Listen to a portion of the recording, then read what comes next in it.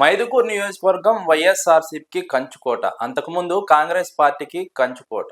DL Ravindra Reddy తర్వాత Congress party నుంచి శెట్టిపల్లి రఘురామరెడ్డి వైఎస్ఆర్సీపీ నుంచి వరుసగా గెలుస్తూ వచ్చారు. కానీ 2024 ఎన్నికల్లో తెలుగుదేశం పార్టీ అభ్యర్థి సుధాకర్ యాదవ్ గెలిచారు.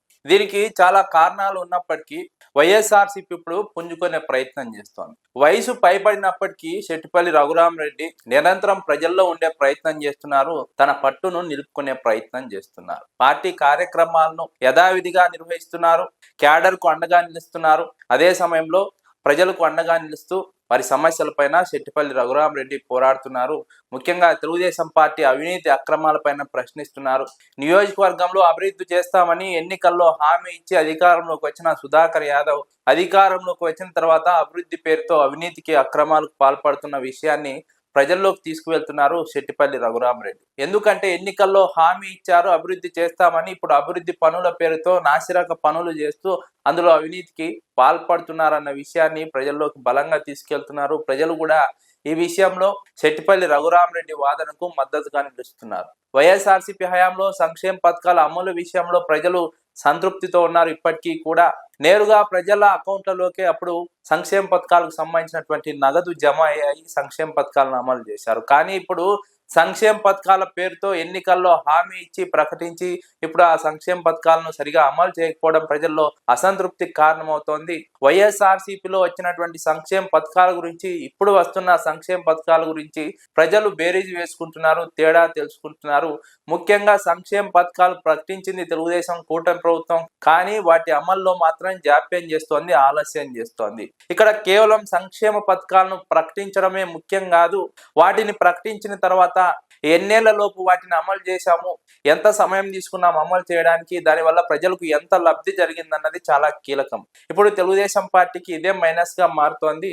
సంక్షేమ పథకాలను చూసి ప్రజలు అమలు చేస్తారని ఎన్నికల్లో ఓట్లు వేశారు. కానీ ఇప్పుడు వాటిలో ఆలస్యం కారణంగా ప్రజలకు జరిగే నష్టం అర్థమవుతోంది. ఎన్నికలకు ఏడాది ముందో 2 ఏళ్ల ముందో అమలు చేస్తే ఎలాంటి ఉపయోగం లేదని ప్రజలే మాట్లాడుతున్నారు. ఇది తెలుగుదేశం పార్టీకి నెగిటివ్ గా మారుతుంది. ముఖ్యంగా మైదుకూరు నియోజకవర్గంలో ప్రజలు అభివృద్ధిని కోరుకుంటున్నారు. సంక్షేమంతో పాటు అభివృద్ధి కూడా ఉండాలని కోరుకుంటున్నారు. అందుకే పరిశ్రమలు రావాలని కోరుతున్నారు. అదే సమయంలో స్థానికంగా యువతకు ఉపాధి అవకాశాలు కోవాలని కోరుతున్నారు. దీంతో పాటుగా సాగునీటి ప్రాజెక్టుల విషయంలో తెలుగుదేశం పార్టీ పైన అసంతృప్తి ఉంది.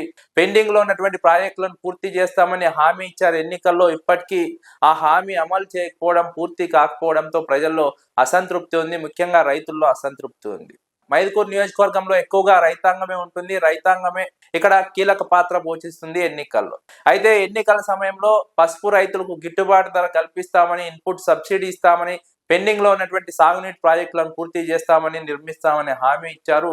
ఇప్పటి వరకు ఆ హామీలు అమలు కాలేదు. ఈ అంశం తెలుగుదేశం పార్టీకి పూర్తిగా వ్యతిరేకంగా మారుతోంది. ముఖ్యంగా పసుపు రైతులకు గిట్టుబాటు ధర అంశం ఇక్కడ ప్రభావం చూపుతుంది. అదే విధంగా ఇన్పుట్ సబ్సిడీకి సంబంధించినటువంటి అంశాలు తెలుగుదేశం పార్టీపై వ్యతిరేకత కారణమవుతున్నాయని విశ్లేషకులు అంచనా వేస్తున్నారు. ఒకటి, సంక్షేమ పథకాల అమల్లో జాప్యం కారణంగా ప్రజల్లో అసంతృప్తి ఉంది. సాగునీటి ప్రాజెక్టులు పూర్తి కాకపోవడం పైన ప్రజల్లో అసంతృప్తి ఉంది. అదే విధంగా సాగునీటి అవసరాలతో పాటు తాగునీటి అవసరాలపైన ప్రభుత్వం దృష్టి కేంద్రీకరించకపోవడం పైన అసంతృప్తి ఉంది. అవినీతి అక్రమాలపైన అసంతృప్తి ఉంది. ఈ అంశాలన్నీ వైఎస్ఆర్సీపీ కలిసి వస్తున్నాయి.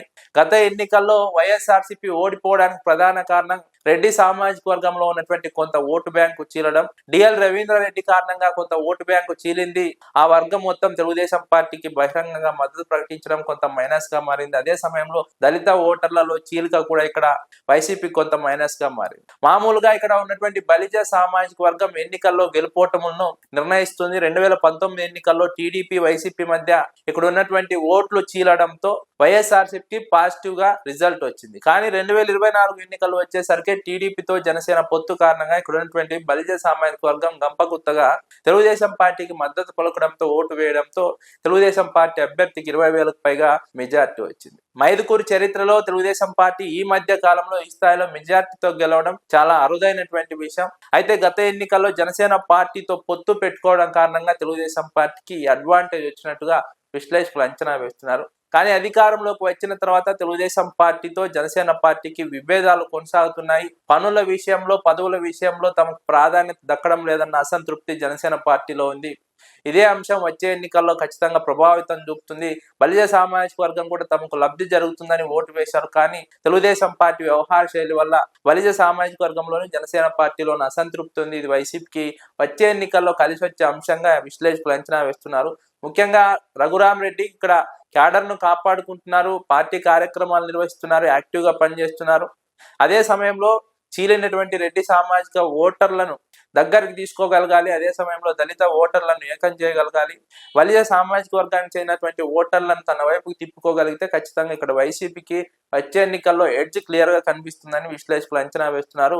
ముస్లిం ఓటర్ల చీలిక కూడా గత ఎన్నికల్లో కొంత ఇబ్బంది పడినటువంటి వాస్తవం. ఈసారి అవన్నీ కూడా సాలిడ్ గా వైఎస్ఆర్సీపీకే పడే అవకాశాలు ఉన్నాయని విశ్లేషకులు అంచనా వేస్తున్నారు. తెలుగుదేశం పార్టీపై పెట్టుకున్నటువంటి భ్రమలన్నీ తొలగిపోయాయి.